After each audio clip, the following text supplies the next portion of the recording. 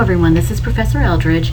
I wanted to create this short little camtasia so that you can all understand how you go about reading a case.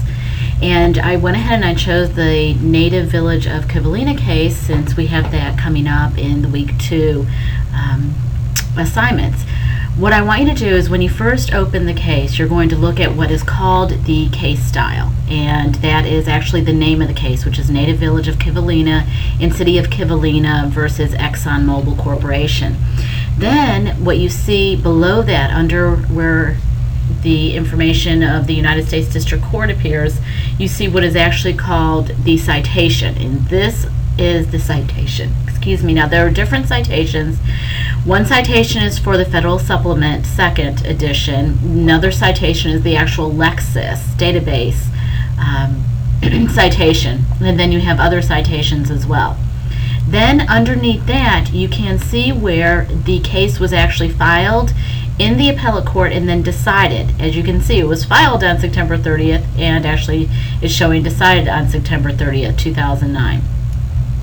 Then as you go down, what you'll see is what's called the case summary, and this is really nice because it gives you an actual overview of the case, and that's where you see the procedural posture, which tells you what happened in the lower court and to bring it to the appellate court. And then you have the case overview, which is just a little snapshot of the case, just to give you just an idea of what the case concerns.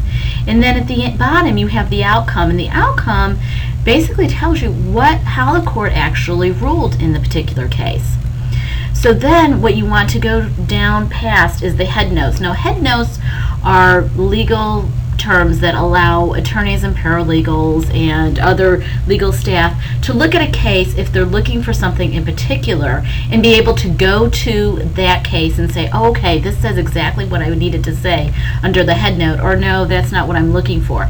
I want you to go past that part, and then I want you to go down and keep going, because you're going to go down several pages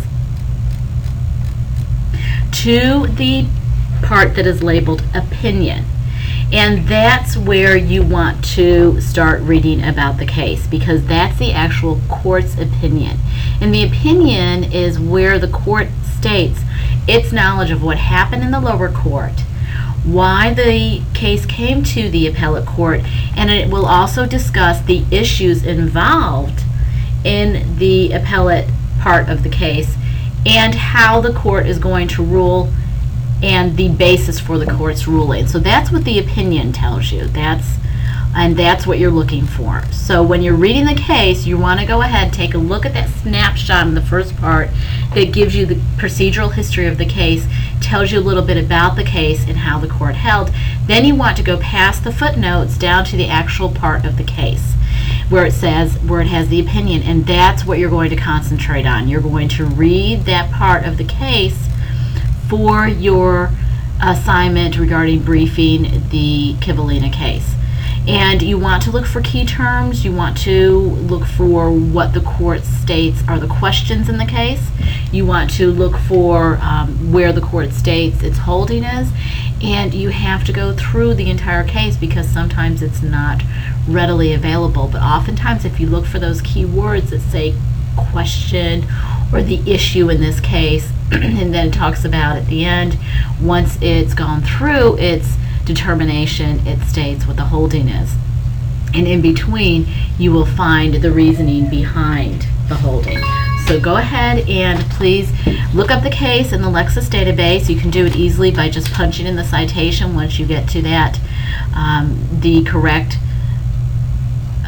screen in the Lexis database, and as soon as you go into Lexis, it'll actually pop up, and there is a place where you can pop in the case citation. It'll bring the case right up for you. There's a tutorial in the course materials folder, on how you actually go about getting into the online library and getting into Lexis. If you have any other questions, feel free to either email or give me a call, and I'm happy to help you with it. Thank you.